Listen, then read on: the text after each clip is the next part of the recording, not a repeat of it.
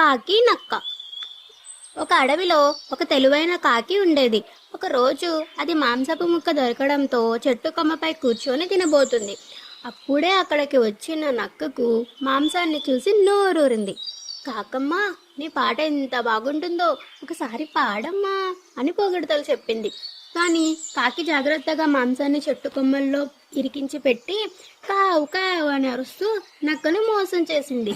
నక్క ఆశ్చర్యపోయినా వదిలిపెట్టలేదు.